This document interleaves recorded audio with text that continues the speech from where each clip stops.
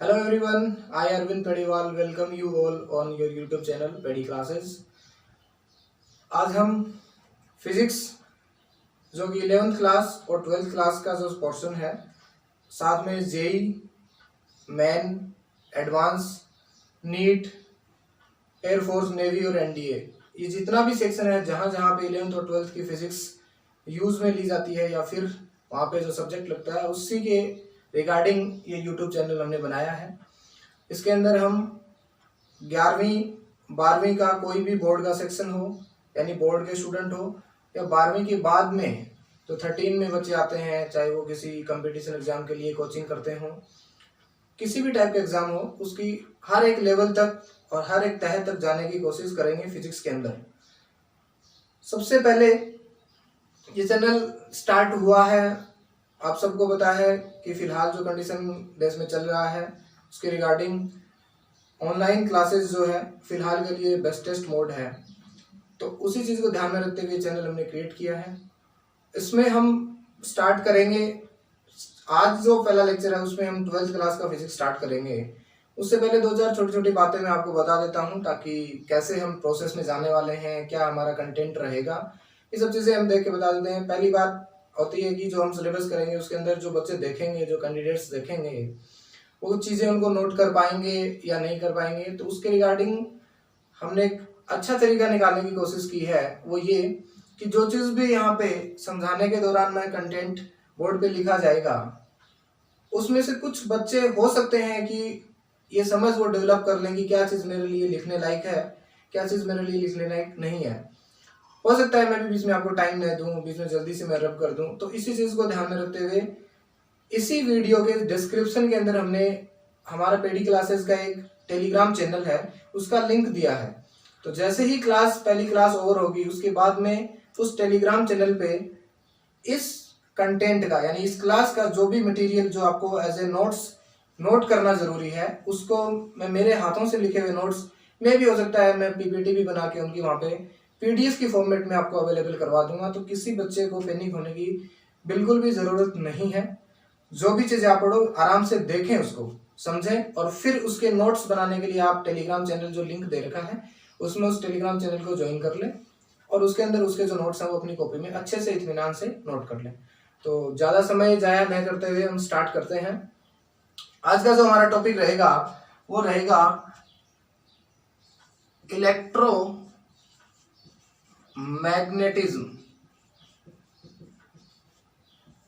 और साथ में इसको बोलते हैं हिंदी में विद्युत चुंबकत्व। विद्युत चुंबकत्व ये इसका हिंदी है और ये इसका इंग्लिश है। हम कोशिश करेंगे कि बाइलिंगुअल ही चलें, क्योंकि हिंदी के लिए अलग से वीडियो और इंग्लिश के लिए अलग से वीडियो बनाना फिलहाल वैसे भी टाइम की कमी है। दूसरी बात, हो सकता है कि हिंदी में ज़्यादा अच्छा बन जाए, इंग्लिश में थोड़ा और ज़्यादा अच्छा बन जाए, इसलिए मैं जो टर्मिनोलॉजी है मैन वो इंग्लिश और हिंदी दोनों में यूज़ करूँगा। और मैं गारंटी देता हूँ आप किसी भी लैंग्वेज या फिर किसी भी मीडियम वाले के साथ कोई प्रॉब्लम नहीं आएगी समझने में। नोट्स आपको मैं अलग अलग भाषा में अवेल करवा दूंगा। स्टार्ट करते हैं इलेक्ट्रोमैग्नेटिज्म, जिसको हिंदी में बोलते हैं विद्युत चुंबकत्व। क्या है बेसिकली, देखो पहली बात थोड़ा सा हिस्ट्री की बात करते हैं। ये दोनों चैप्टर पहले अलग हुआ करते थे। स्टार्टिंग के अंदर विद्युत यानी इलेक्ट्रिकल जो है, करंट जो है, और मैग्नेट, दोनों पोर्शन बहुत अलग हुआ करते थे। लोग इनको बिल्कुल अलग अलग पढ़ते थे। मैं जस्ट लगभग जो बीसी 500 बीसी से पहले की बता रहा हूँ, 500 ईसा पूर्व के आसपास या फिर 18वीं शताब्दी से पहले की, थोड़ी सी इस टाइम तक भी ये चीजें ऐसे चलती थी। एक बार क्या हुआ कि एक साइंटिस्ट हैं ओरस्टेड, जिन्होंने सुना होगा अपने नाम, वो एक बार कोई एक्सपेरिमेंट कर रहे थे और उनके साथ क्या हुआ कि जिस वायर में करंट फ्लो हो रही थी उसके पास में एक मैग्नेटिक जो कंपास है, निडल, वो रखी हुई थी। तो अचानक से उनका ध्यान गया कि जो पास में निडल रखी हुई थी, ये जो मैं आपको बता रहा हूँ, ये एक्सपेरिमेंट में जब विद्युत धारा का चुंबकीय प्रभाव यानी करंट की वजह से मैग्नेटिक फील्ड प्रोड्यूस होता है, तो जो ओरिजिनल ओरस्टेड के साथ हुआ था वो सेम का सेम एक्सपेरिमेंट मैं जब वो चैप्टर पढ़ाऊंगा तो आपको मैं करके भी दिखाऊंगा। तो वो जो निडल थी कंपास, उसमें थोड़ा सा डिफ्लेक्शन आया। तब उन्होंने सोचा कि यार करंट की वजह से मैग्नेटिक फील्ड जैसा कुछ प्रोड्यूस होता है। वहां से उन्होंने फिर अच्छा अध्ययन किया। उसके बाद में इन दोनों चैप्टर्स का कोरिलेशन एक साथ बनाया और पता चला कि हाँ, दोनों चैप्टर एक्चुअली में क्या है एक ही है, तब से हम इसको क्या कर रहे हैं, स्टडी कर रहे हैं। और मैं फिर बता रहा हूँ, अगर आप अपनी बुक उठा के देखोगे 12th क्लास की, इस नाम से कोई चैप्टर आपको नहीं मिलेगा आपकी बुक के अंदर। तो फिर हम क्यों पढ़ रहे हैं अलग चैप्टर? ऐसा नहीं है, एक्चुअली ये एक ब्रांच है फिजिक्स की, ये समझ लो। उसके अंदर 6-7 चैप्टर आते हैं। कौन से चैप्टर आते हैं जिनको हम स्टडी करेंगे, और उसी नाम से आपको बुक के अंदर चैप्टर मिलेंगे।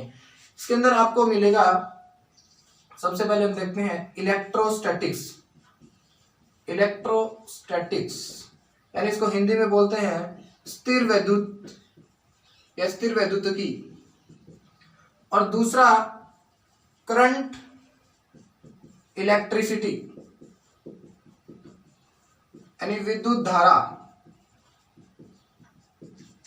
नंबर 3 कैपेसिटेंस,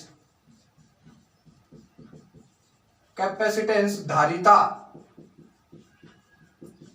नंबर 4 मैग्नेटिज्म यानी चुंबकत्व। और EMI electromagnetic induction. And last but not the list AC alternating current. ये 5-6 सेक्शन है 12th क्लास के अंदर। इस नाम से आपको सारे चैप्टर्स मिलेंगे जो आप बारी बारी से स्टडी करोगे। और एक कॉमन बात है इन सब के अंदर, वो ये कि सारे के सारे जितने भी चैप्टर्स हैं इनके अंदर स्टडी ऑफ चार्ज होता है। स्टडी ऑफ चार्ज, एक नई टर्म आई है, दैट इज चार्ज यानी आवेश। आवेश का अध्ययन, इन सब चैप्टर्स के अंदर आवेश का अध्ययन करोगे आप। मतलब आवेश के अलग अलग क्या होंगे, फॉर्म होंगे। मे बी चार्ज जो है वो रेस्ट पे हो सकता है, या चार्ज चलता हुआ हो सकता है। अब चलने में भी 2 कंडीशन आती हैं, या उसकी स्पीड कांस्टेंट है, उसकी वेलोसिटी कांस्टेंट है, तो कुछ अलग चैप्टर बनेगा। अगर उस चार्ज के साथ क्या आता है, एक्सेलरेशन आता है, तो एक अलग चैप्टर बन जाएगा। कहने का मतलब है electromagnetism is basically study of charge. It is basically study of charge, यानी चार्ज का अध्ययन करना ही मैग्नेटिज्म, इलेक्ट्रोमैग्नेटिज्म के अंदर आता है। लेकिन इसको कैसे स्टडी करेंगे वो है इन 5 अलग अलग सेक्शन के अंदर हम चर्चा करेंगे। दूसरी बात, अगर हम बात करते हैं चार्ज की, तो मैं ऐसा उम्मीद कर रहा हूं कि बहुत सारे बच्चे जो 11th से 12th के अंदर आएंगे, you might have heard about electrons, proton and simple atomic theory. तो जैसे ही हम चार्ज की बात करते हैं, हमारे दिमाग में अगर किसी को नहीं आ रही तो अब आज से आनी भी चाहिए। जैसे ही चार्ज की बात करते हैं तो हमारे दिमाग में एक चीज जरूर फ्लैश होती है, दैट इज इलेक्ट्रॉन। इलेक्ट्रॉन के बारे में आपके दिमाग में एक चीज आनी जरूर चाहिए जब भी हम चार्ज की बात करते हैं। क्यों? क्योंकि इलेक्ट्रॉन वाहिद ऐसा एक एलिमेंट है जो चार्ज कैरियर के रूप में बहुत बड़ा रोल प्ले करता है। प्रोटॉन जो है चार्ज जरूर होता है, चार्ज हमारे शरीर के अंदर भी होता है, बट जब हम एटॉमिक लेवल पे जाते हैं तो इलेक्ट्रॉन जो है वो चार्ज कैरियर के रूप में ज्यादा इंपॉर्टेंट रोल प्ले करता है, इवन ज्यादा यही करता है। तो बेसिकली इस अभी तक का जो हमने डिस्कस किया उसमें क्या है, we are gonna study electromagnetism, विद्युत चुंबकत्व, in which we will study about the charge. हम चार्ज की क्या करेंगे, स्टडी करेंगे। एंड चार्ज की study basically means study of electrons. हम इलेक्ट्रॉन की भी अच्छी खासी स्टडी करेंगे, क्योंकि इसके बिना चार्ज के बारे में पता चलना नहीं पता चलेगा क्या होता है। अब देखो मैं फिर बता रहा हूं, इस चैप्टर को हम क्या करेंगे, कैसे स्टडी करेंगे। जो 5 और 6 चैप्टर जो आपके सामने मैंने लिखे हैं, 3 तो 5 चैप्टर, इसमें कैसे क्लासिफाई करेंगे हम, कौन से चैप्टर के अंदर कैसा प्रकार का चार्ज हम पढ़ेंगे, वो बात हम देखते हैं। और देखो मैं फिर बता रहा हूं, अभी तक की क्लासेस के अंदर मैं लगभग 15 से 20 बार चार्ज और आवेश का नाम ले चुका हूं, बट अभी मैंने ये नहीं बताया कि चार्ज क्या होता है। आज का पूरा लेक्चर चार्ज के ऊपर ही होने वाला है कि चार्ज क्या है, इससे ज्यादा हम आगे नहीं जाएंगे। तो जो मैग्नेटिज्म है इसके अंदर हमने देख लिया कि study of charge, that is fine, but we have 3 main aspect of charge. What? पहला condition, if charge is at rest. पहला कंडीशन हमारे पास क्या है, जब मेरा चार्ज रुका हुआ है, चल नहीं रहा है। Again I am telling you charge के बारे में, इसके बाद में हम बहुत अच्छे से विद एक्सपेरिमेंट चार्ज पढ़ेंगे क्या होता है। दूसरा, चार्ज मूव्स। अब जैसे ही चार्ज मूव करता है तो we have two options, whether it has constant velocity और इट में वेरिंग वेलोसिटी। और जब वेलोसिटी वेरी करती है तो मैं जानता हूं एक्सेलरेशन आता है गाड़ी में या चार्ज में। तो charge move with constant, charge move with constant velocity. And third one is charge moves with acceleration. यानी तीन प्रकार के चार्ज की कंडीशन हो सकती है। चार्ज रुका हुआ है, चार्ज चल रहा है, बट चलने में दो केस है। पहला कि उसकी वेलोसिटी जो वेग है वो उसका नियत है, यानी कांस्टेंट है, समय के साथ बदल नहीं रहा है। और दूसरा क्या है कि उसका जो एक्सेलरेशन है, यानी अगले पॉइंट में क्या आता है, उसकी वेलोसिटी यानी वेग भी समय के साथ घट या बढ़ रहा है। तो ये वाला जो सेक्शन है मेरा, कौन सा वाला, चार्ज इज एट रेस्ट, तो इस सेक्शन को हम बोलते हैं इलेक्ट्रोस्टैटिक्स, यानी स्थिर वैद्युतिकी। स्थिर वैद्युतिकी, इस चैप्टर को क्या बोलेंगे हम, जिस चैप्टर के अंदर, या मैं बोल दूं तो जब जब दुनिया में चार्ज रुका रहेगा उस चैप्टर को बोलेंगे electrostatics. I will define this word also because ये वर्ड अपने आप में दो शब्दों से मिलकर बना हुआ है, electro plus statics. Electro means electrical charge and statics means at rest. तो ये वर्ड अपने आप में डिफाइन करता है स्थिर वैद्युतिकी, यानी चार्ज ठहरा हुआ है। और इसके में हम आगे जाके पढ़ेंगे, इस केस के अंदर सिर्फ एक चीज होती है, रुका हुआ चार्ज एक ही चीज जनरेट करता है, दैट इज इलेक्ट्रिकल फील्ड।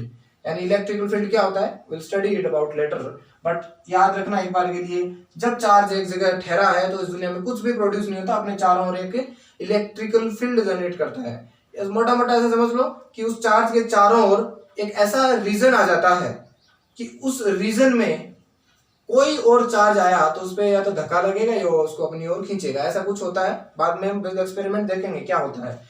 दूसरा point, charge moves with constant velocity. जब चार्ज आपका कांस्टेंट वेलोसिटी से मूव करेगा तो electrical field plus magnetic field, यानी विद्युत क्षेत्र, इलेक्ट्रिकल फील्ड को बोलते हैं विद्युत क्षेत्र, और मैग्नेटिक फील्ड यानी चुंबकीय क्षेत्र। यानी अगर रुका हुआ है तो इलेक्ट्रिकल फील्ड, लेकिन अगर वो चल रहा है कांस्टेंट वेलोसिटी से तो चलने मात्र से ही वो चार्ज कौन सा क्षेत्र और प्रोड्यूस कर देगा, मैग्नेटिक फील्ड। यानी जब चार्ज चलने लग जाएगा तो दो टाइप के फील्ड प्रोड्यूस होंगे, इलेक्ट्रिकल फील्ड यानी विद्युत क्षेत्र और मैग्नेटिक फील्ड यानी चुंबकीय क्षेत्र। So what is third one, this is charge moves with acceleration. यानी इस बार इलेक्ट्रिकल फील्ड जनरेट होगा, विद्युत क्षेत्र, मैग्नेटिक फील्ड भी जनरेट होगा, प्लस इलेक्ट्रोमैग्नेटिक वेव। देखिए जो मैं टर्मिनोलॉजी छोटे चीजें में लिख रहा हूँ एब्रीविएट करके, उनको अभी पूरा लिखने की हमें जरूरत नहीं है। मैं बोल रहा हूँ इलेक्ट्रोमैग्नेटिक वेव, विद्युत चुंबकीय तरंग, या बोल दो रेडिएशन लीक होती है। कब, जब चार्ज में क्या जाता है, एक्सेलरेशन आ जाता है, यानी चार्ज पागल हो जाता है, इधर उधर अपना वेलोसिटी चेंज करता रहता है, तो उससे क्या निकलती है, रेडिएट होती है एनर्जी के फोटॉन्स वगैरह कुछ भी हो सकते हैं, रेडिएशन मान के चलेंगे एक बार। तो इस वाले सेक्शन के हम इलेक्ट्रोस्टैटिक्स पढ़ेंगे।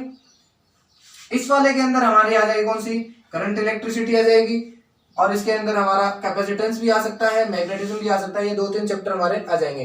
लेकिन लास्ट वाले के अंदर क्या होगा, सबसे लास्ट में 12th में चैप्टर पढ़ते हैं इलेक्ट्रोमैग्नेटिक वेव, बहुत छोटा है, ज्यादा पोर्शन नहीं है, थ्योरीज वगैरह स्पेक्ट्रम वो लास्ट में आता है।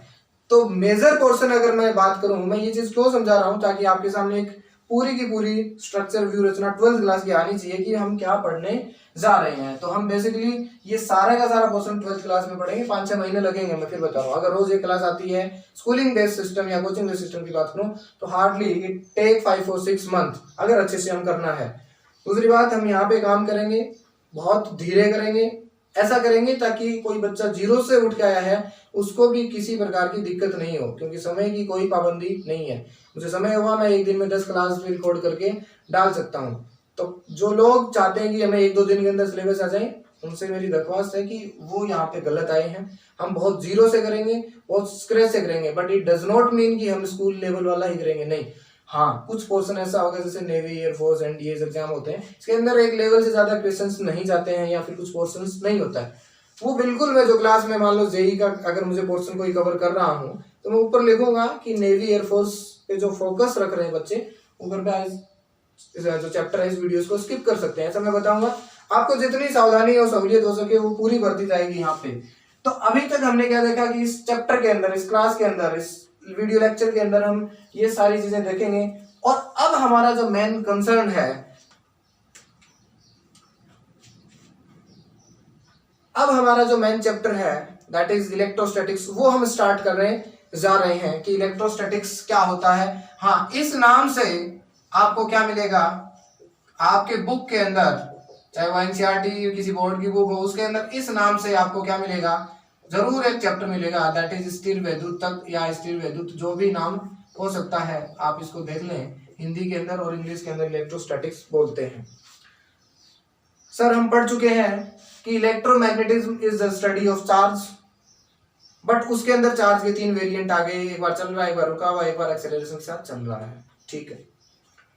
लेकिन इलेक्ट्रोस्टैटिक्स जो पार्ट है इसके अंदर चार्ज जो है वो रुका हुआ है, जो हम पहले देख चुके हैं। इसका मतलब electrostatics is a branch of physics in which, electrostatics is a branch of physics, is a branch of physics in which rest charge is studied। यानी इलेक्ट्रोस्टैटिक्स भौतिक विज्ञान की एक वो शाखा है जहां पे सिर्फ एक रुके हुए चार्ज का अध्ययन करते हैं। एक रुका हुआ चार्ज क्या क्या चीजें प्रोड्यूस कर सकता है, क्या क्या जीवन में कठिनाइयां और सावधानियां लेके आ सकता है, वो सारी चीजें इलेक्ट्रोस्टैटिक्स के अंदर हम करते हैं। यानी उस रुके हुए चार्ज की वजह से क्या क्या चीजें प्रोड्यूस होती है, वो चीजें हम इलेक्ट्रोस्टैटिक्स के अंदर करते हैं। सर यार बहुत देर हो गया इलेक्ट्रोस्टैटिक्स करते हुए, चार्ज करते हुए, हमें चार्ज के बारे में अब बताएं, आप जानना है चार्ज होता क्या है। अब हम स्टार्ट करेंगे कि एक्चुअली चार्ज क्या है। इसके बिना आवेश इस चैप्टर में कुछ भी नहीं है। देखो ध्यान से, आप लोग जानते हो कुछ चीजें होती हैं समझाने के लिए और कुछ चीजें टेक्निकल डेफिनेशन से बोलते हैं जो हमारी बुक्स के अंदर लिखी हुई होती हैं, और कुछ होता है एक्सपेरिमेंट। वी हैव 3 एस्पेक्ट, पहला समझाने के लिए, टेक्निकल और एक्सपेरिमेंट। कहीं भी आप जाओगे आपको समझा अच्छा देंगे, कहीं पे आपको टेक्निकल बात अच्छी बता देंगे, कहीं पे आपको एक्सपेरिमेंट, बट यहाँ पे आपको तीनों मिलने वाले हैं। कैसे सर? सबसे पहले चार्ज क्या होता है ये हम पढ़ेंगे आज के लेसन में। तो मैं बता रहा हूँ आपको तीनों चीज मिलेंगी इस लेक्चर के अंदर। चार्ज क्या होता है फील करवाया जाएगा पहले तो आपको, फिर वो जो फीलिंग है विद ड्यू प्रैक्टिकल्स, वो वीडियो भी मैं जो मैंने खुद नोट किए हैं, खुद मैंने बनाए हैं, मैं बनाऊंगा, वो भी आपको आपके इसी सेक्शन में बीच में मिलेंगे। और इसके बाद में टेक्निकल डेफिनेशन भी हमें मिलेगी। पढ़ते हैं चार्ज क्या होता है, किसने क्या प्रोड्यूस किया बाद की बात है, लेकिन थोड़ा सा हिस्ट्री की बात बता रहा हूँ। थेलेस ऑफ मिलिटेस, यानी इधर जो मिस्र वगैरह कंट्री है वहां पे बहुत साल पुराने की बात है, मतलब 500 ईसा पूर्व के आसपास की बात है। चार्ज वार्ज कुछ जानते नहीं थे। पुराने जमाने आपने सुना होगा आदि मानव भी पत्थरों को रगड़ता था, आग की चिंगारी उत्पन्न होती थी, वो भी आवेश था। अब वहां पे क्या होता था, उस थेलस साइंटिस्ट ने, थेलस ऑफ मिलीगेटस, या इस प्रकार से इसका मिलीटेटस, अलग अलग बुक में कुछ नाम है बट थेलस आप याद रखें। और आप देख पा रहे होंगे स्क्रीन के ऊपर थेलस कौन वैज्ञानिक थे या फिर कैसे उन्होंने क्या किया, जानवर की खाल होती है जिसे अंग्रेजी में बोलते हैं फर, या फिर उसे बोल देंगे हम जानवर की खाल, या फिर किसी ऊनी कपड़ा, ऐसे टाइप का कुछ एक कपड़ा होता है जो कि आप स्क्रीन पे देख पा रहे होंगे। और साथ में एक एम्बर,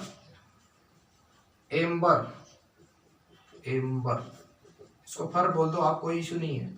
आपकी बुक में शायद I think in NCERT fur is mentioned in Hindi and English. ऊनी टाइप का कपड़ा होता है बट एक जानवर की खाल टाइप कुछ होती है। इन दोनों को क्या किया उन्होंने, जैसे स्क्रीन में देख पा रहे उन्होंने रगड़ा। रगड़ने के बाद में क्या हुआ कि इसके साथ इन दोनों को आपस में रगड़ा। एम्बर होता है, जैसे आप लोगों ने बहुत बार जो लोग रिंग पहनते हैं उनके अंदर छोटा छोटा एक डायमंड टाइप का या फिर कुछ ऑर्नामेंट होता है, जैसे पत्थर बोलते हैं, उसी टाइप का कुछ प्रॉपर्टीज होती है एम्बर की, पीला पीला सा कुछ पत्थर सा होता है। इन दोनों को रगड़ा, जैसे दोनों पत्थर को रगड़ते हैं तो चिंगारी आती है, उसको फिर उसने चार्ज नाम बोला। और इन दोनों को रगड़ा, तब भी पता चला कि रगड़ने के बाद में इन दोनों में से कोई भी एक जो हल्की वस्तुएं होती हैं, बहुत हल्की, जैसे गुब्बारा हो गया, जैसे बाल हो गए, छोटे छोटे कागज के टुकड़े हो गए, इन सब चीजों को इन दोनों में से कोई एक क्या कर पा रहा था, अट्रैक्ट कर पा रहा था। क्यों कर पा रहा था, कौन सा कर पा रहा है, बाद की बात है। बट उसने देखा इन दोनों को आपस में रगड़ा, यानी कपड़े के ऊपर और उसको रगड़ा। जैसे मान लो ये एम्बर है, सॉरी ये फर है मेरा हाथ, और ये एम्बर है, इन दोनों को आपस में रगड़ा तो क्या हुआ, जो हल्की चीजें होती हैं उनको इन दोनों में से कोई एक अट्रैक्ट या एक क्या कर पा रहा था, रिपेल कर पा रहा था, यानी दूर भेज रहा था और एक अंदर की ओर लेके आ रहा था। इस इंसान ने फिर बोला कि कुछ आवेश वगैरह कुछ ऐसी चीजें होती हैं, लेकिन एक्चुअली में मैं बताऊं तो इनकी ढंग से अगर कोई डिस्कवरी कर पाया, that was Benjamin Franklin. Who? Benjamin Franklin. Benjamin Franklin ये साइंटिस्ट थे। इन्होंने एक्चुअली में इस पूरी दुनिया में जो आप पढ़ रहे हो छोटे मोटे बातें, बोले capacitor, condenser, positive, battery, polarity, ये जो छोटी छोटी टर्मिनोलॉजी आपने साइंस में पढ़ी होगी आज तक, बैटरी क्या होती है, संधारित्र वगैरह, ये सारी चीजें इस इंसान ने दिए थे। और 18th सेंचुरी के आसपास, 18th सेंचुरी, इस सेंचुरी के आसपास ही इन्होंने क्या किया था, 1700 के आसपास की कुछ बात है, बीच में कोई साल था, उसमें इन्होंने क्या किया था, एक्चुअली में चार्ज की डिस्कवरी की थी। उसी दौरान उन्होंने बताया था क्या, कि चार्ज जो है वो दो टाइप का होता है, पॉजिटिव नेगेटिव, वो सारी चीजें थ्योरी इस इंसान ने दी थी। तो इसका बहुत बड़ा रोल है इस सब चीज में। अब अच्छा, एक बार कुछ मुझे बात याद आ रही है, इसकी जो बुक है उसके अंदर लिखा हुआ है कि इसने एक बार चार्ज को कलेक्ट भी किया था। कैसे? थंडरस्टॉर्म, आकाश में बिजली चमक रही थी तो गिल्ली स्टिक वगैरह लेके उसने चार्ज को कलेक्ट भी किया था। बहुत सारे एक्सपेरिमेंट किए, तो बहुत अथाह अध्ययन किया इस इंसान ने, बेंजामिन फ्रैंकलिन। खैर, हम वापस टॉपिक पे आते हैं। मैं पहले आपको बताता हूँ चार्ज क्या होता है, उसको फील करते हैं। मान लेते हैं, जैसा कि आप लोगों ने बहुत, मुझे उम्मीद है बहुत सारे लोगों ने किया होगा, हम लोग किसी भी घर में किसी का बर्थडे होता है तो जाहिर सी बात है डेकोरेशन वगैरह बच्चों के बर्थडे पे हम लोग करते हैं, बैलून्स बहुत अच्छा यूज होता है। तो कई बार होता है कि आप किसी सेलो टेप वगैरह से दीवार पे बैलून चेप देते हो, लेकिन कई बार उसके एब्सेंस में, बहुत बार देखा हो आप लोगों ने, कुछ लोग दीवार पे बिना किसी ग्लू वगैरह या टेप वगैरह की हेल्प से गुब्बारा जो उसको पेस्ट कर देते दीवार पे। कैसे? बहुत बार आप अभी एक्सपेरिमेंट करके देख लेना, या फिर ये जो सेक्शन में आपको फील कर रहा हूँ उसके बाद प्रैक्टिकल सेक्शन है अपना, उसके अंदर आपको क्या मिलेंगे, प्रैक्टिकल्स मिलेंगे, सारे जो मैं चीजें आपको बता रहा हूँ। तो जैसे ही गुब्बारे को भर के हवा से और ऐसे ही दीवार पे पेस्ट करते हैं तो गुब्बारा नहीं चिपकता है, नीचे गिर जाता है ग्रेविटी की वजह से। लेकिन जैसे ही बालों में, सूखे बालों में, ध्यान रखें, सूखे बाल, ड्राई हेयर, और उसके अंदर अगर हम गुब्बारे को क्या करते हैं, कुछ टाइम के लिए रब करते हैं, फिर अगर दीवार पे हम क्या करते हैं, चिपकाते हैं, तो क्या होता है, मान लेते हैं ये अपनी दीवार है और इसके ऊपर जैसे ही वो हवा से भरा हुआ गुब्बारा, और आप क्या करते हो, सूखे बालों में रगड़ने के बाद में यहाँ पे चिपकाते हो दीवार पे, तो ये चिपक जाता है, चिपक जाता है। ऐसा क्यों हुआ? क्योंकि इस पे आवेश आ गया, इस पे चार्ज आ गया। मैं नहीं बता रहा अभी चार्ज क्या होता है, फिर बता रहा हूं। सूखे बालों में रगड़ने से पहले गुब्बारा दीवार पे नहीं चिपका, क्योंकि आवेश नहीं था, चार्ज नहीं था, और बालों पे रगड़ा, आवेश आ गया। एक बार मान लो कुछ होता है, आ गया और चिपक गया, ठीक है। और सर एक और एक्सपेरिमेंट करो आप, कोई पेज लो आप अपनी कॉपी का, उसको बहुत छोटे छोटे टुकड़ों में आप क्या करो, 100 200 300 पेज, 100 200 300 टुकड़े कर लो, पेज नहीं, एक पेज के हो जाएंगे आपको, बहुत छोटे छोटे, कैंची से कर लेना आप, सीजर से, और उनको क्या कर लो आप, एक जगह पे छोटे छोटे टुकड़ों ऐसे गैदर कर लो, कलेक्ट कर लो, बहुत सारे एक साथ, ठीक, बहुत बढ़िया। अब क्या करो, कोम लेके आओ, अपना कंघा जो है उसको लेके आओ आप। उसको आप लेके आओगे तो आप उसको नजदीक लेके आना, उसको आप क्या करना, नजदीक लेके आना कंघे को, इनके आसपास। आप पाओगे अगर आपने सीधा बढ़िया अंदर रखा हुआ अलमारी से कंघा लेके आए हो और इसके पास आपने टच नहीं करना आपको, उसके जैसे इतना सा आपको क्या करना है, उनको ऊपर करना है, बहुत ज्यादा दूर भी नहीं होना चाहिए, आप पाओगे कि कुछ नहीं होता है। ठीक है, अब क्या हुआ, इस कंघे को लिया और सूखे बालों में रगड़ो। ठीक है, और फिर आप इसको वहीं लेके जाओ जैसा पहले लेके गए थे। आप पाओगे कि इसमें से कुछ छोटे छोटे टुकड़े ऊपर उठ के और इस पे चिपक जाते हैं। सर ऐसा क्यों हुआ? इस पे आवेग आ गया, चार्ज आ गया इस पे। अच्छा, ऐसे बहुत सारे एग्जांपल हैं, बट एक बार मैं आपको दो ही बता रहा हूं, और ये दोनों के दोनों एग्जांपल्स, इसके अलावा और भी अच्छे एग्जांपल्स जिनको विद ड्यू प्रैक्टिकल्स आप आगे अभी आने वाले सेक्शन में हम देखेंगे, ताकि आपको अच्छे से समझ में आए। तो क्या हुआ, बिना रगड़ने से पहले, या बोलूं तो रगड़ने से पहले इन दोनों पे कोई भी इंट्रैक्शन नहीं हो रही थी, बट रगड़ने के बाद में ये आपस में, ये इसको खींच रहा है, यानी इनमें दोनों के बीच में फोर्स लग रहा होगा शायद, और इन दोनों ने इसको ऊपर उठा के खींच लिया। इसका मतलब ये हुआ। अब मैं समराइज करने की कोशिश करता हूं कि मेरा नॉलेज क्या बोलता है। उम्मीद आप इत्तेफाक रखोगे इस बात से कि चार्ज कुछ ऐसी प्रॉपर्टी है, या इसको हिंदी में बोलेंगे क्या है, आवेश एक गुण धर्म है वस्तु का। क्या है? गुण धर्म, जिसे हम बोलते हैं प्रॉपर्टी। आवेश एक ऐसी वस्तु की, मैटर की एक ऐसी प्रॉपर्टी है, अगर वो वस्तु में आ जाए, कौन? आवेश। अगर वो वस्तु में आ जाए तो वस्तु सामान्य तरीके में जो व्यवहार करती थी, सब सामान्य तरीके का मतलब, सामान्य तरीके का मतलब है गुब्बारे को हवा में भर दिया, दीवार पे से जुड़ा, कुछ नहीं हुआ, वो व्यवहार इसका सामान्य था। तो आवेश एक ऐसा गुण धर्म है, आवेश एक ऐसी प्रॉपर्टी है, charge is a property of a matter. अगर वो उस मैटर या वस्तु के अंदर आ गई तो उसके अंदर एक बदलाव आएगा, किसमें? उसके व्यवहार में, यानी उसका व्यवहार, वस्तु का जो व्यवहार है, व्यवहार बदल जाता है, बदल जाता है। सर कैसे बदला? पहले वो उन छोटे छोटे कागज के टुकड़ों को खींच नहीं रहा था, अब सर आवेश आने के बाद में खींच रहा है, तो ये बदलाव है उसके अंदर। इसका मतलब चार्ज न तो कोई मैटर है, न चार्ज कोई और वस्तु है, न चार्ज कोई घोड़ा है, न चार्ज कोई मक्खी मच्छर, कुछ भी नहीं है। आप ये समझ लो, चार्ज एक किसी मैटर के अंदर, किसी वस्तु के अंदर पैदा होने वाली एक ऐसी प्रॉपर्टी है, यानी उसके अंदर एक ऐसा गुण आता है कि वो अगर आ जाए तो वो अपना व्यवहार बदल लेता है, और बदले हुए व्यवहार के अंतर्गत वो चीजों को खींचना, धक्का देना, ऐसा कुछ करने लग जाता है। चार्ज की, आवेश की एक फील लेने वाली डेफिनेशन हमने देखी थी। उसके अंदर क्या था कि गुब्बारे को हमने दीवार पे, बैलून को दीवार पे हमने बिना सूखे बालों में रगड़े हुए चिपकाने की कोशिश की थी। जैसा कि हम देख रहे हैं यहाँ पे हम चिपकाने की कोशिश कर रहे हैं, जो कि मैंने अभी तक सूखे बालों में नहीं रगड़ा है। तो मैं देख पा रहा हूँ ये गुब्बारा नीचे की ओर गिर रहा है। फिर देखें एक बार, गुब्बारा बिना बालों में रगड़ने के कारण इस पे आवेश नहीं है, इसलिए ये नीचे गिर गया। अब मैं क्या करता हूँ, इसी को बालों में रगड़ता हूँ, सूखे बालों में। ध्यान रहे, अगर आपने बालों में ऑयल लगा रखा है तो आपको इतना ज़्यादा इफेक्ट नज़र नहीं आएगा। आप थोड़ी देर सूखे बालों में अच्छा रगड़ने के बाद में इसी बैलून को देखोगे कि ये अगर मैं चिपकाता हूँ तो ये दीवार पे चिपक जाता है। ये देखिए, ये क्यों हुआ? क्योंकि दीवार और गुब्बारे के बीच में अट्रैक्शन आ गया। किसकी वजह से? क्योंकि इस गुब्बारे पे चार्ज आया। वो हम बाद में बात करेंगे कि दीवार के साथ क्या हुआ, लेकिन गुब्बारा दीवार पे चिपक चुका है क्योंकि बालों में रगड़ने के बाद में दीवार पर, सॉरी बैलून पर आवेश आ गया, चार्ज आ गया। और यही बात हमने देखी थी कि इस दोनों की वजह से, दीवार और गुब्बारे पे एक इलेक्ट्रिकल फील्ड जो आया उस आवेश की वजह से, जो कि हम बाद में चर्चा करेंगे, उसकी वजह से एक अट्रैक्शन फोर्स लग रहा है, आकर्षण बल लग रहा है, उसकी वजह से ये दोनों चिपक गए। कुछ और हिस्सा देखते हैं।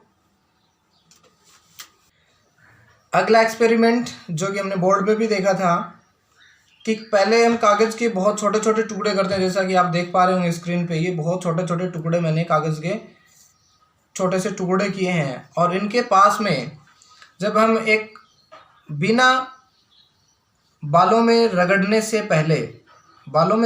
पहले जो कंघा है उसको हम पास में लेके आते हैं इन कागज के टुकड़ों के पास, तो ध्यान से देखें, जैसे ही हम इस कोम को, इस कंघे को बालों के रगड़ने से पहले इन कागज़ के टुकड़ों के पास लेके आ रहे हैं, तो हम देख पा रहे हैं कि पास में लाने से कोई भी कागज़ का टुकड़ा इनकी ओर, या फिर बोल दूँ तो कोम यानी कंघे की ओर खींचा हुआ नहीं जा रहा है। यानी जैसे ही कंघा पास लेके आते हैं कुछ भी नहीं हो रहा है।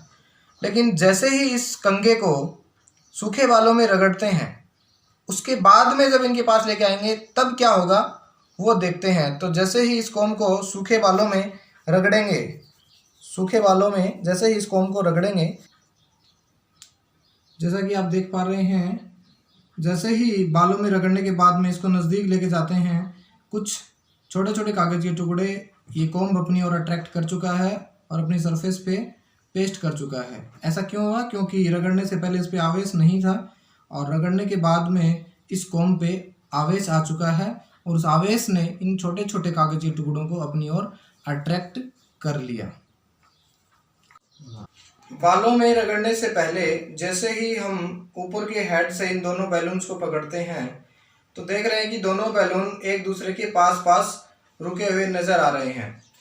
अब दोनों बैलून्स को अलग अलग सूखे बालों में रगड़ने के बाद में यही प्रोसेस दोहराने पे क्या रिजल्ट आता है वो देखते हैं। तो सबसे पहले दोनों बैलून्स को बालों में, सूखे बालों में रगड़ते हैं। ध्यान रहे बाल सूखे होने चाहिए और कुछ देर दोनों बैलून्स को सूखे बालों में रगड़ने के बाद में अगर उसी पोजीशन से दोनों बैलून्स को हल्के से पकड़ा जाए तो पता चलेगा कि ये दोनों बैलून एक दूसरे से दूर जाने की कोशिश कर रहे हैं, एक दूसरे को रिपेल करने की कोशिश कर रहे हैं। थोड़ा सा आप विजुअलाइज कर पा रहे होंगे कि ये वर्टिकल्स हो रहे हैं, यानी हॉरिजॉन्टल होने का ट्राई कर रहे हैं एक दूसरे से रिपेल जाने के लिए। तो जितना ज़्यादा आप रगड़ोगे, जितने ज़्यादा सूखे बालों में रगड़ोगे, दोनों बैलून्स के बीच में ये जो डिस्टेंस है ये बढ़ती रहेगी। सिंस ये दोनों बैलून्स स्फेरिकल हैं, गोलाकार हैं, इसलिए थोड़ा सा आपको विजिबिलिटी ढंग से दिख नहीं रही होगी। बट अगर ये दूसरी शेप वाले बैलून होते जिसमें यहाँ तक दोनों के बीच में स्पेस होता, आप देख पा रहे हो मेरे हाथ को भी अट्रैक्ट कर रहा है क्योंकि मेरा हाथ भी बालों के साथ रगड़ा था मैंने। तो आप देख पा रहे हो आसानी से कि ये बैलून ये जो हाथ है इस बैलून को खींच रहा है क्योंकि इस हाथ पे और इस बैलून पे चार्ज आ गया है। तो यही मैं आपको बताना चाहता था कि जैसे ही चार्ज आएगा इन गुब्बारों का, बैलून्स का जो व्यवहार है चीज़ों के प्रति वो बदलेगा। और आवेश नहीं था तो ऐसा कुछ भी नहीं था। जैसे अगर इस हाथ पे मान लेते हैं मेरा आवेश नहीं है तो ये इसको खींच नहीं रहा है, जबकि इस दूसरे वाले हाथ को मैंने साथ में बालों में थोड़ा रगड़ा था तो इस हाथ पे भी थोड़ा सा आवेश आ गया था। इसकी वजह से ये जैसे ही हाथ में इसके नज़दीक ले रहा हूँ गुब्बारा इसको खींचते हुए लेके जा रहा है ऊपर की ओर। तो इस हिसाब से आप देख सकते हो कि जैसे ही आवेश आएगा वस्तुओं के व्यवहार में परिवर्तन आएगा और यही आवेश है। आपको कोई प्रकार की चीज़ें दिखाई नहीं देंगी कि आवेश ऐसी चीज़ होती है, बस वस्तुओं के अंदर एक ऐसी प्रॉपर्टी, ऐसा गुण आएगा जिससे वो अपना व्यवहार सामान्य व्यवहार से बदलना स्टार्ट कर देंगे। ये पानी की पैकेट है जिसके अंदर पानी है और ये एक सॉफ्ट ड्रिंक की बोतल है जिसके अंदर हमने नीचे की साइड एक होल किया है ताकि पानी जो है बहुत ही कम स्पीड के साथ फ्लो, उसके बहुत बारीक होल किया है। ज़्यादा मोटा करोगे तो एक्सपेरिमेंट फेल हो जाएगा। इसके अंदर हम क्या करते हैं, सबसे पहले पानी डालते हैं, इस बोतल को पानी से भरते हैं जो कि नीचे वाले होल से बाहर की ओर क्या होगा, फ्लो करेगा, बाहर की ओर निकलेगा। तो जितना आप इसकी वेलोसिटी कम रखोगे पानी की उतना आपको ये एक्सपेरिमेंट नजर आएगा। अभी हम देख पा रहे हैं जैसे ही इस बिना बाल में रगड़े हुए बैलून को मैं पास लेके जाता हूँ उसके, तो वाटर का जो फ्लो है जिस डायरेक्शन में उसी डायरेक्शन में रहता है, कोई भी चेंज नहीं आता है।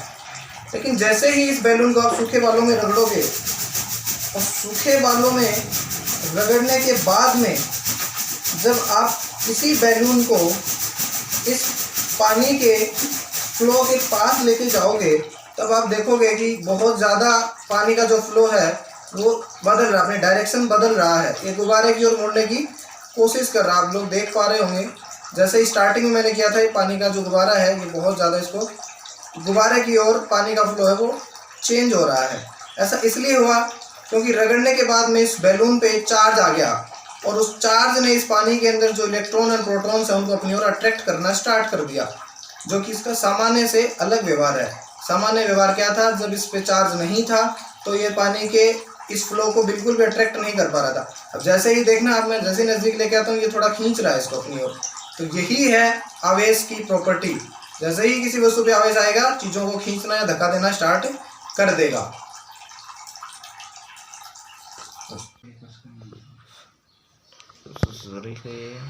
तो इस फर जैसे कपड़े पे मैंने रगड़ा तो इस पीवीसी पाइप पे चार्ज आ गया, और उस चार्ज की वजह से ये जो धागा है और ये जो साथ में छोटा सा मैच बॉक्स का स्टिक बंधा हुआ है ये आपस में इसकी ओर खींचा हुआ चला जा रहा है। तो इन 3-4 एक्सपेरिमेंट में आपने देखा होगा कि कैसे हम आवेश को फील कर पा रहे हैं रियल लाइफ में। तो ये कुछ ऐसा ही है कि अगर किसी वस्तु पे, किसी मैटर पे चार्ज आ गया तो उस मैटर की जो प्रॉपर्टी है वो चेंज हो जाती है, उसमें एक ऐसा गुणधर्म आ जाता है जिसकी वजह से वो अपने आसपास के रीजन्स में कुछ सिलेक्टेड चीज़ों को खींच सकता है या उनको धक्का दे सकता है, जिसे हम रिपल्सन और अट्रैक्शन फोर्स कह सकते हैं, जो कि हम आगे इलेक्ट्रिकल फोर्स में कूलम फोर्स के नाम से उसको पढ़ेंगे। तो आई होप इन एक्सपेरिमेंट से आपको समझ में आया होगा थोड़ा थोड़ा कि जैसे ही चीज़ों को आपस में रगड़ा जाता है तो उन पे चार्ज आ जाता है, और उस चार्ज की वजह से वो अपने सामान्य व्यवहार से बदलने वाला व्यवहार शुरू कर देती हैं, और उस व्यवहार में कुछ नहीं होता है, बस उनमें अट्रैक्शन यानी आकर्षण या प्रतिकर्षण बल, ये बल आपस में आने लग जाते हैं जिससे वो चीज़ों को खींच सकते हैं। आई होप ये एक्सपेरिमेंट्स आपको समझ में आए होंगे। हम ऐसे ही आगे के हर एक लेक्चर में जहाँ पॉसिबल और फिजिबल होगा ये एक्सपेरिमेंट्स के साथ फिजिक्स पढ़ते रहेंगे। ऐसा क्यों हुआ, इसको फिजिक्स की भाषा में बोलते हैं कि इस पे जब चार्ज आ जाता है यानी आवेश आ जाता है तो इसके चारों ओर, यहाँ पे आपने पढ़ा हुआ, रुका हुआ चार्ज इलेक्ट्रिकल फील्ड जनरेट करता है, विद्युत क्षेत्र जनरेट करता है। और मैंने उस टाइम भी आपको बोला था, थोड़ा सा बताया था, विद्युत क्षेत्र कुछ नहीं होता, अगर आवेश रखा हुआ है तो उसके चारों ओर एक ऐसा क्षेत्र होता है, उसमें अगर कोई वस्तु आ गई उसको अपनी ओर खींच सकता है या वो धक्का दे सकता है। ये खींच रहे हैं, इनकी प्रॉपर्टी बाद में देखेंगे क्यों खींच रहे हैं, धक्का क्यों नहीं दे रहे। तो अभी तक आपने फील कर लिया होगा, आई एम श्योर, जो बीच में वीडियोस फ्लैश हुई हैं या फिर अभी हम आपको करने वाले वीडियोस दिखाने वाले हैं जिसके अंदर मैंने खुद एक्सपेरिमेंट किए हैं, उसमें आप देख रहे होंगे कि ये सारी चीजें हम क्या कर पा रहे हैं, फील कर पा रहे हैं। कभी जिंदगी में चार्ज दिखाई नहीं देगा, इसलिए कोई ऐसी डेफिनेशन नहीं है कि देखो ये रहा चार्ज, हम ऐसे विजिबल चार्ज नहीं है, ना ही आपको दिखा सकते। तो सर कैसे बोलोगे, टेक्निकल टर्म में कैसे बोलोगे चार्ज को, अभी बताते हैं। टेक्निकल टर्म में ये जो 3 बात मैंने आपको लिखी, इसी को लोग क्या करते हैं, टेक्निकल टर्म में चार्ज की डेफिनेशन बोल देते हैं। कैसे कि चार्ज कुछ ऐसी प्रॉपर्टी है, अगर वो मैटर के अंदर आ गई तो आने के बाद में 3 केस हैं। कौन से, अगर वो आया हुआ चार्ज अगर रेस्ट पर है यानी रुका हुआ है तो उसके चारों ओर इलेक्ट्रिकल फील्ड जनरेट होता है उस वस्तु के चारों ओर, और अगर वो आया हुआ चार्ज चल रहा है तो इलेक्ट्रिकल फील्ड तो है ही है, साथ में मैग्नेटिक फील्ड भी है। और अगर वो मान लो एक्सेलरेशन के साथ मूव कर रहा है, उसमें त्वरण भी है, तो वो इलेक्ट्रिकल फील्ड भी, मैग्नेटिक फील्ड भी, साथ में रेडिएशन भी क्या करेगा, रेडिएट करेगा। तो चार्ज की ये एक समराइज करके कोशिश करी है टेक्निकल भाषा में आपको परिभाषित करने की, बट स्टिल आप इसको और कैसे परिभाषित कर सकते हो कि charge is a property of a matter. Charge matter की एक ऐसी प्रॉपर्टी है, वो अगर आ गई तो वो अपने चारों ओर मैग्नेटिक फील्ड और इलेक्ट्रिकल फील्ड जैसे घटनाएं प्रदर्शित करने लग जाता है। आप किसी भी भाषा में किसी भी तरीके से इन दोनों डेफिनेशन को लिख सकते हो। जो बच्चे साथ नोट कर रहे होंगे शायद कुछ, तो वो कर भी सकते हैं, बाकी किसी को टेंशन लेने की, पैनिक होने की बिल्कुल जरूरत नहीं है। जो अच्छी बेस्ट भाषा, लैंग्वेज जो एग्जाम में लिखने लायक या याद करने लायक आपके लिए जरूरी है, वो टेलीग्राम चैनल पे आपको एज ए PDF बिल्कुल मिल जाएगी। तो अभी तक हम पढ़ चुके हैं चार्ज क्या होता है, विद एक्सपेरिमेंट मैं आपको बीच में फ्लैश कर चुका हूं, वो भी आपने देख लिए होंगे। दूसरा, अब हम बात करते हैं चार्ज के कुछ बहुत ही इंपॉर्टेंट पॉइंट्स कि चार्ज में और क्या क्या चीजें होती हैं, और ये वो इंपॉर्टेंट पॉइंट्स हैं, लगने में बहुत छोटे होंगे, लेकिन मैं फिर बता रहा हूं एग्जाम के दृष्टिकोण से, चाहे वो कैसा भी एग्जाम हो, अब जो पॉइंट हम लिखने जा रहे हैं वो पॉइंट्स बहुत ज्यादा इंपॉर्टेंट है as far as exam is concern. तो मैं इनको रब करता हूं और चार्ज की कुछ अच्छी प्रॉपर्टीज और अच्छी बातें जो हमारे लिए जरूरी जानना वो लिखते हैं। यस, सो अब हम क्या देखते हैं, चार्ज के बारे में कुछ बहुत इंपॉर्टेंट पॉइंट्स हैं जो एग्जाम के दृष्टिकोण से मुझे जरूरी है याद रखनी, और वैसे भी बहुत इंपॉर्टेंट पॉइंट्स हैं। तो few important points, few important points of charge के बारे में कुछ अति महत्वपूर्ण बातें। सबसे पहले जब भी हम किसी फिजिकल क्वांटिटी को स्टडी करते हैं हमारे लिए बहुत ज्यादा जरूरी है जानना उसके दो चार छोटी छोटी बातें, क्या यूनिट क्या है, स्केलर है, वेक्टर है, क्या सब चीजें होती हैं, वो छोटी छोटी बातें आपको याद रखनी है क्योंकि उनका कोई शॉर्टकट नहीं है। जैसे मुझे याद है वैसे आपको भी होनी चाहिए। तो पहला पॉइंट कि चार्ज की यूनिट क्या है, तो चार्ज की जो यूनिट है दैट इज कूलम। अब चार्ज के बहुत सारे अलग अलग पोर्शन है। कूलम जो है वो ऐसा ही यूनिट है जो 11th क्लास के अंदर आप पहला टॉपिक देखते हो यूनिट एंड डायमेंशन, उसके अंदर जो क्वांटिटीज है फिजिकल क्वांटिटीज उनको मेजर करने के अलग अलग सिस्टम है, अलग अलग दुनिया में अलग अलग कुछ देशों में अलग अलग हुए थे। आज जो सिस्टम है वो ऐसा ही चलता है। तो ऐसा ही स्टैंडर्ड जो है इंटरनेशनल वो उसमें चार्ज को क्या बोलते हैं, कूलम। दूसरा CGS, उसमें चार्ज होता है ESU, इसका नाम है इलेक्ट्रोस्टैटिक यूनिट, या इसको फ्रैंकलिन भी बोलते हैं, फ्रैंकलिन FR, और यह इसको स्ट्रेट कूलम भी बोला जाता है। ध्यान रखें चार्ज की यूनिट कूलम होती है SI सिस्टम में, MKS में भी, और ESU that is in CGS, ये जो यूनिट है ये किसमें है, CGS एक सिस्टम है। 11वीं क्लास वाले बच्चे जानते होंगे, कोई बात नहीं, हम बाद में इसको कवर भी करेंगे यूनिट एंड डायमेंशन को। फ्रैंकलिन भी बोलते हैं, स्ट्रेट कूलम भी इसको बोलते हैं। और एक होती है, ये दोनों हो गए, एक यूनिट होती है इसकी EMU, इलेक्ट्रोमैग्नेटिक यूनिट। जैसे कि आप जानते हो जो मास है उसको हम केजी में क्या करते हैं, मापते हैं या मेजर करते हैं फिजिक्स के अंदर या फिर बोलूं तो साइंस के अंदर, क्योंकि दुनिया में ये बोल दिया गया है कि भैया इंडिया वाले अगर केजी बोलेंगे तो पूरा देश केजी बोलेगा, पूरी दुनिया केजी बोलेगी, ये नहीं कि पाकिस्तान वाले अमेरिका वाले ग्राम में बोलेंगे। तो लोगों ने एक सिस्टम बनाया कि जहां भी स्टैंडर्ड जब तक कुछ बातें नहीं बोली जाती हैं आपको मास जो है केजी में लिखना पड़ेगा। अब मैं बोल दूं कि यार मेरा वेट है वो 60 केजी है और मैं ये बोल दूं कि मेरा वेट जो है वो 60,000 ग्राम्स है, तो दोनों बात तो सही है।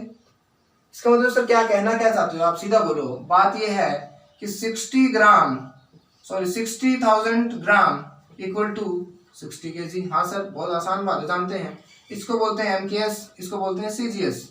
तो ये CGS और ये MKS या ऐसा ही तो कुछ रिलेशन तो होगा, हाँ ये बात जानना जरूरी है। तो 1 कूलम यानी 1 coulomb is equal to 3 × 10⁹ ESU, यानी 3 गुणा 10⁹9 3 × 10⁹9 ESU जो मिल जाते हैं, उनका जो चार्ज है उसको क्या बोलते हैं, 1 कूलम। और 10 कूलम इक्वल टू 1 EMU। ये बातें डाटा है छोटी छोटी, आपको याद होनी चाहिए, इसमें कोई शॉर्टकट नहीं है। Next 96,500 coulomb equal to 1 faraday. ये भी एक चार्ज का अच्छा रिलेशन है। जब आप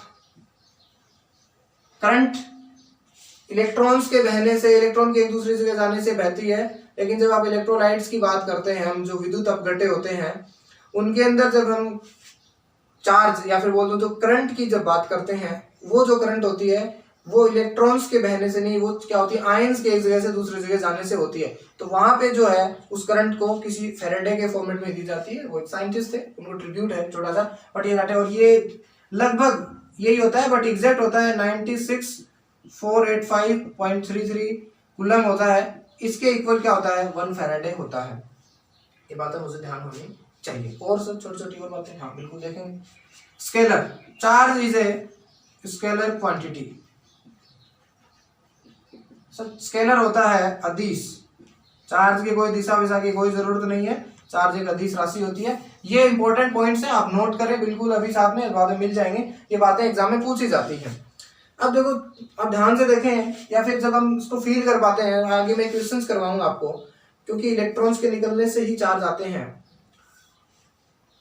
कूलम एक बहुत बड़ा चार्ज होता है एज फार एज अगर एटम का कंसर्न हम करते हैं तो ये जो कूलम जो है इसको जनरली जो हमारे एग्जाम में या फिर हमारे बुक के अंदर हम जब फेस करेंगे इन क्वेश्चंस को, इन प्रॉब्लम्स को, तो हमारे सामने सीधा ऐसे नहीं आ गया कि किसी ऑब्स्टेकल या फिर किसी ऑब्जेक्ट के ऊपर 2 कूलम 3 कूलम, रियल में से बहुत कम होता है। तो इसलिए क्या करते हैं, इनकी छोटी छोटी कुछ यूनिट हो रहा है, 1 मिली कूलम दैट इज 10 की पावर -3 कूलम।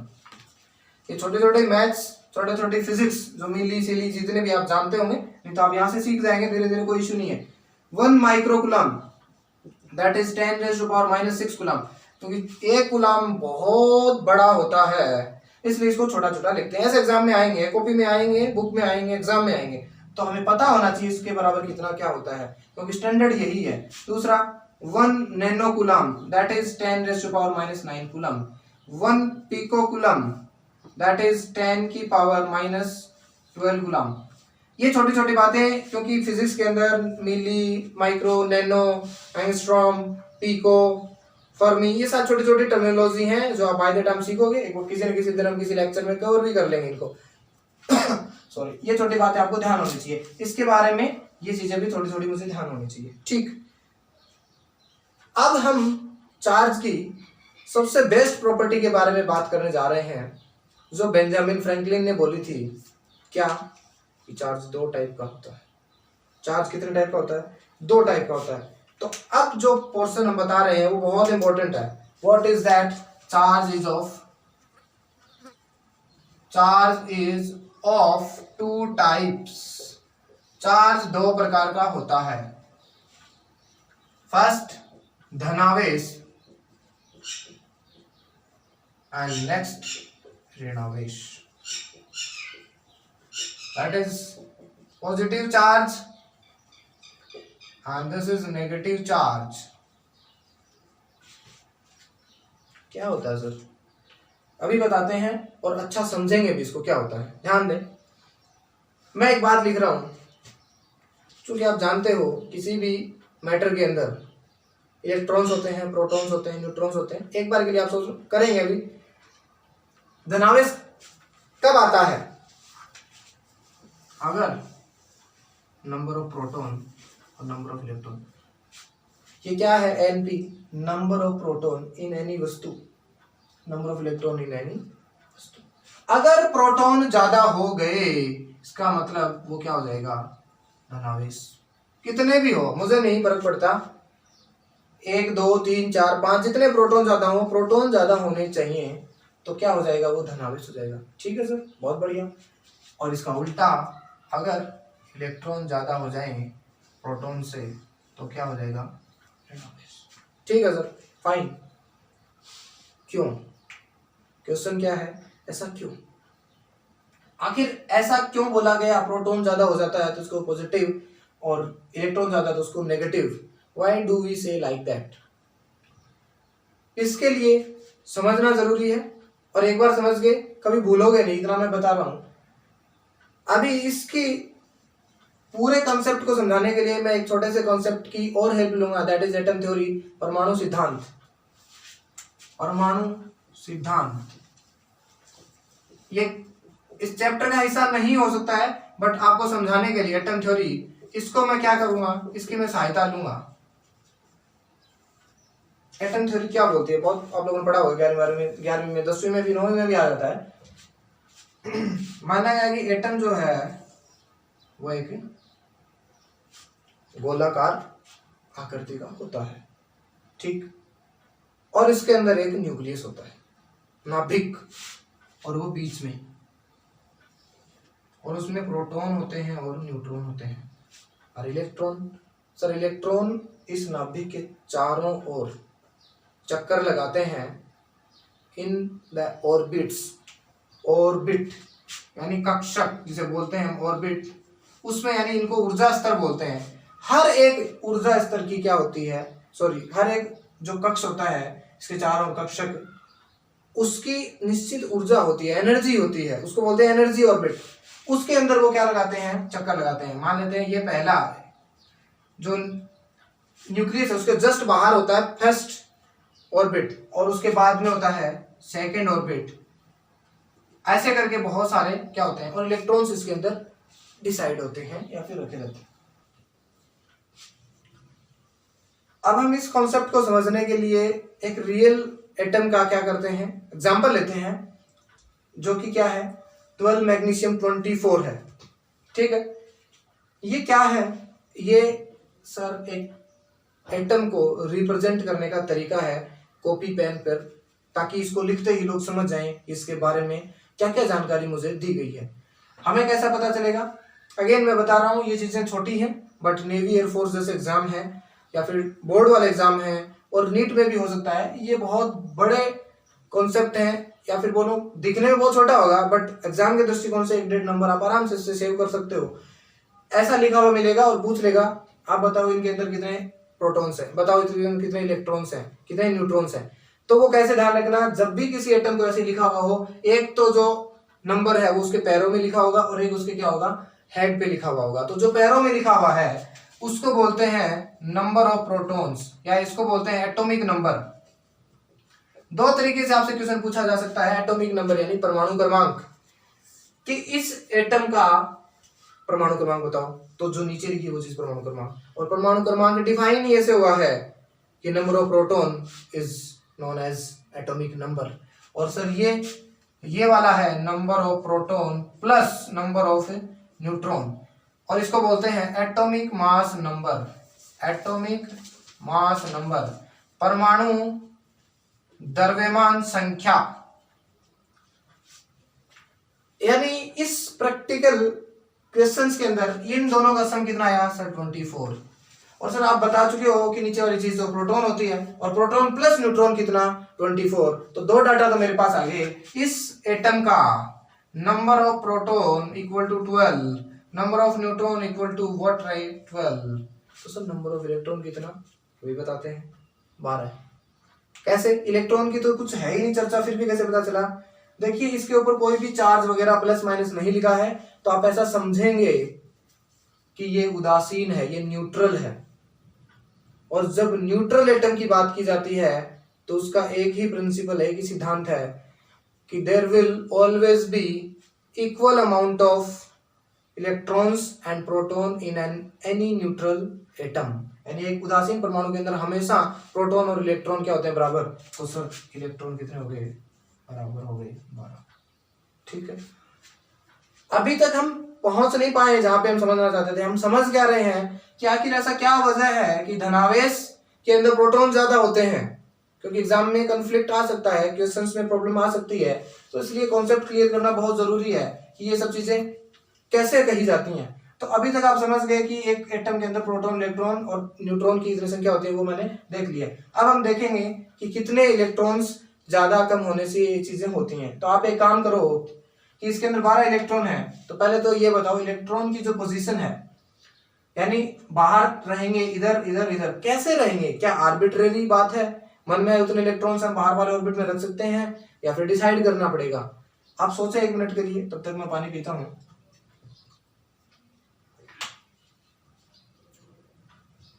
हाँ, अब ध्यान दें, इलेक्ट्रॉन अपनी मर्जी से डिसाइड नहीं कर सकते। अच्छा, हाँ, कैसे करोगे? I tell you, 2n²।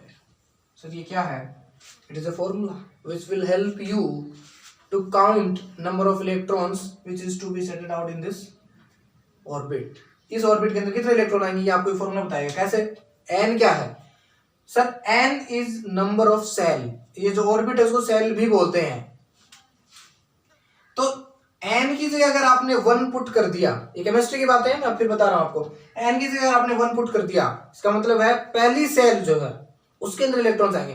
तो आप इसके अंदर 1 पुट करते हो तो 2 × 1 की square that will come out 2। यानी पहले ऑर्बिट के अंदर हमेशा कितने आएंगे? 2 इलेक्ट्रॉन, चाहे वो जो भी एटम हो, A B C D, hydrogen, helium, lithium, beryllium, boron, carbon, whatever it is. पहली ऑर्बिट के अंदर there will always be 2 electrons in any atom. दूसरे में सर यहाँ पे 2 पुट करो तो 2 × 2 की power 2 that will come out 8। यानी इसके अंदर कितने इलेक्ट्रॉन होंगे? 8।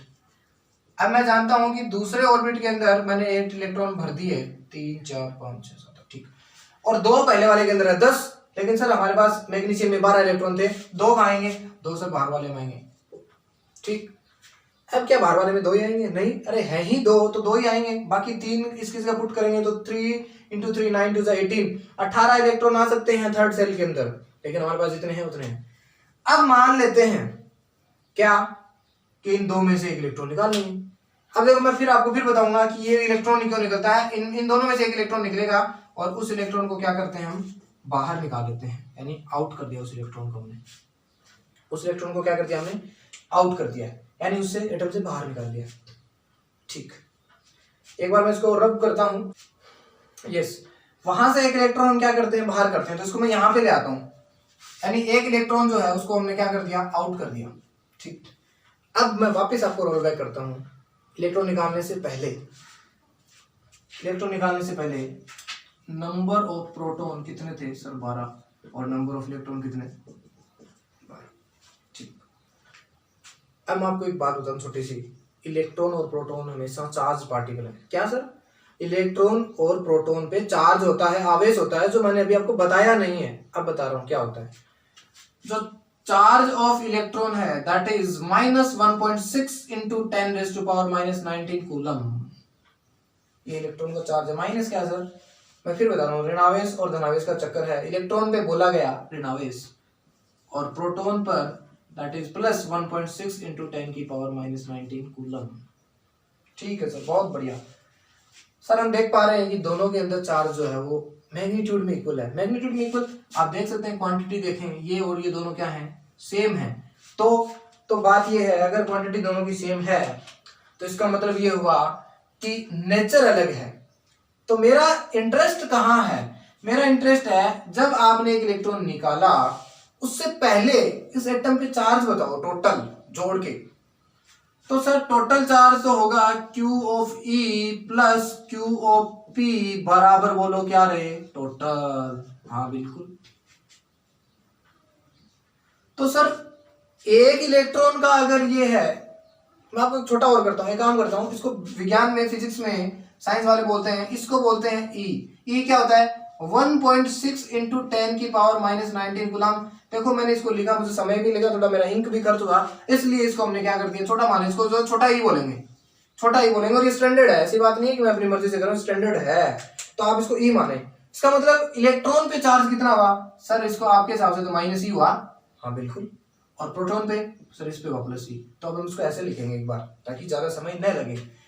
अब इस एटम के अंदर 12 क्या थे सर? 12 प्रोटॉन थे, 12 इलेक्ट्रॉन थे। अच्छा, इसका मतलब इलेक्ट्रॉनों का अगर मैं चार्ज जोड़ूं तो 12 इलेक्ट्रॉन है और एक इलेक्ट्रॉन पे -E चार्ज है, तो ये मैं बाहर कर लेता हूं, -12E चार्ज हुआ। और प्रोटॉन सर वो भी 12 ही तो है, तो 12 प्रोटॉन बराबर बोलो -12E + 12E बराबर कितना? 0। दैट मीन्स इट इज उदासीन। ये क्या है? न्यूट्रल है। सर कैसे? मैंने पहले ही बोला था, अगर आवेश कट बढ़ के इलेक्ट्रॉन प्रोटॉन का एक एटम का अगर 0 आ जाता है तो उसको हम क्या बोलते हैं? उदासीन बोलते हैं, न्यूट्रल बोलते हैं। ठीक, बहुत बढ़िया। यस, अब हम क्या कर रहे हैं? अब हमने एक इलेक्ट्रॉन निकाला, अब उस कंडीशन पर आते हैं। तो एक इलेक्ट्रॉन निकाल दिया तो सर नंबर ऑफ इलेक्ट्रॉन बराबर बोलो 11 और नंबर ऑफ प्रोटॉन बराबर कितना सर? 12। अब नेट चार्ज निकालो sir. Total Q of E plus Q of P बराबर अगर मैं देखता हूं तो 11 इलेक्ट्रॉन है क्या? तो -11E, क्योंकि एक का E प्लस 12 प्रोटॉन तो हुए उतने ही हैं, 12E बराबर कितना बचा सर? 12E प्लस का है, माइनस आया तो उसका मतलब प्लस का 1E बचा, प्लस का 1E बचा। इसीलिए मैंने बोला, क्यों? आप ध्यान से देखें, पहले कितने इलेक्ट्रॉन थे सर? 12 इलेक्ट्रॉन थे, अब कितने? 11। तो क्या कम हुए? हाँ बिल्कुल कम हुए। कम हुए तो देख लो कैलकुलेशन में, आप देख सकते हो कि चार्ज कितना आया? पॉजिटिव। इसका मतलब ये हुआ कि अगर चार्ज पॉजिटिव आता है that means number of proton are always greater than number of electrons. यानी एटम थ्योरी मुझे कहती है कि जब इलेक्ट्रॉन कम हो जाते हैं तो उस एटम के अंदर जो टोटल प्रोटॉन है वो बहुत ज्यादा, या हो सकता है एक भी ज्यादा हो जाते हैं, तो उन टोटल प्रोटॉन्स का जब मैं चार्ज ऐड करता हूं तो इलेक्ट्रॉन से ज्यादा आता है। क्यों? क्योंकि एक इलेक्ट्रॉन पे जो चार्ज है वही तो एक प्रोटॉन पर है, बस वो पॉजिटिव और नेगेटिव का खेल है। तो जब प्रोटॉन ज्यादा हो गए तो टोटल प्रोटॉन का चार्ज ज्यादा हो गया, और जब इलेक्ट्रॉन क्या हुए कम, तो टोटल इलेक्ट्रॉन का चार्ज गया तो नेगेटिव में क्या हो गया, कम हो गया। और उन दोनों को मैं जोड़ूं तो मुझे पता है प्लस वाली संख्या जब बड़ी हो जाएगी तो माइनस वाली से घट के आएगी, तो आंसर अल्टीमेट या फिर लास्ट में आएगा वो पॉजिटिव आएगा। और उसी को फिर मैंने क्या बना दी, थ्योरी बना दी कि धनावेश बन गया। और यही चीज अगर एक इलेक्ट्रॉन आप क्या करते उसके अंदर और ले आते तो number of electrons would comes out 13 और नंबर ऑफ प्रोटॉन कितने। अब जो टोटल चार्ज है वो नोट करते हैं, तो Q of E plus Q of P बराबर, सर इलेक्ट्रॉन अब 13 हो गए, तो 13 हो गए तो एक का E तो 13 का माइनस 13 E प्लस प्रोटॉन तो आज भी कितने हैं सर 12 ही हैं, जोड़ो। सर ये तो सिंपल सी मैथ्स है, मुझे पता है माइनस E। इसका मतलब अगर इलेक्ट्रॉन बढ़ गए तो ध्यान से देखें, फिर वही बात, टोटल इलेक्ट्रॉन और प्रोटॉन बराबर थे तो चार्ज जीरो। क्यों? क्योंकि जितना पॉजिटिव एक पे होता है उतना इलेक्ट्रॉन पे प्रोटॉन पे पॉजिटिव, जोड़ा जीरो आ गया।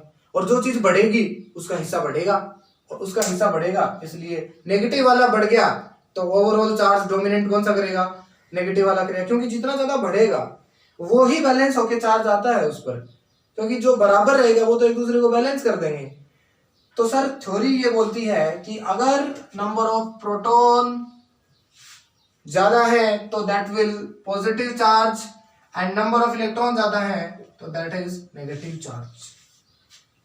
अब बात ये है कि किसी के पास प्रोटॉन ज्यादा हुए, किसी के पास इलेक्ट्रॉन ज्यादा हुए, ऐसा क्यों होता है, किस प्रकार से होता है, क्यों कोई एटम है, हर एक एटम ना तो इलेक्ट्रॉन डोनेट कर सकता, हर एक एक्सेप्ट भी नहीं कर सकता, अलग अलग कॉन्सेप्ट है, सारा केमिस्ट्री के अंदर पढ़ा होगा।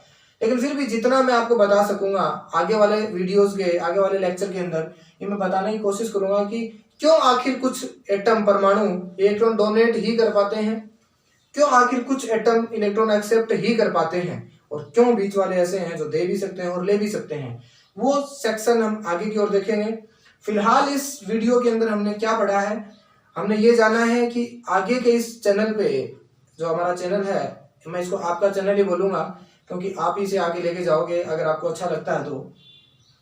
जो कंटेंट हम पढ़ने वाले हैं इस 12th वाली सीरीज के अंदर वो क्या क्या होगा, और पहला सेक्शन हमने फिर स्टार्ट किया है दैट इज चार्ज इलेक्ट्रोस्टैटिक्स।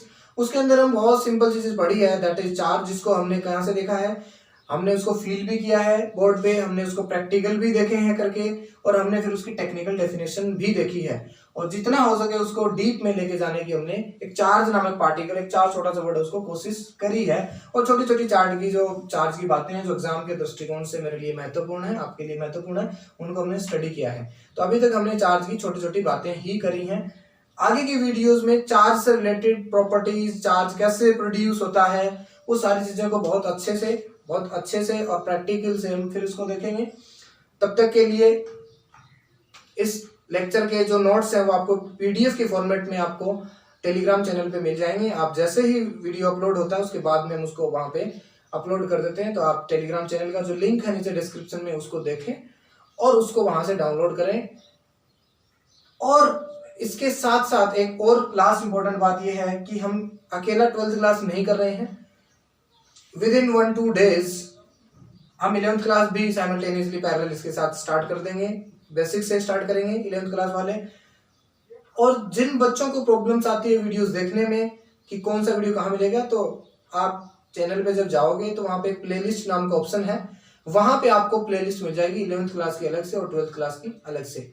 मैं फिर बता रहा हूँ, चाहे किसी भी स्ट्रीम का किसी भी लेवल का बच्चा हो, अगर आपको फिजिक्स 0 से स्टार्ट करनी है, एकदम स्क्रैच से स्टार्ट करनी है, तो you are at right space. I will not let you down.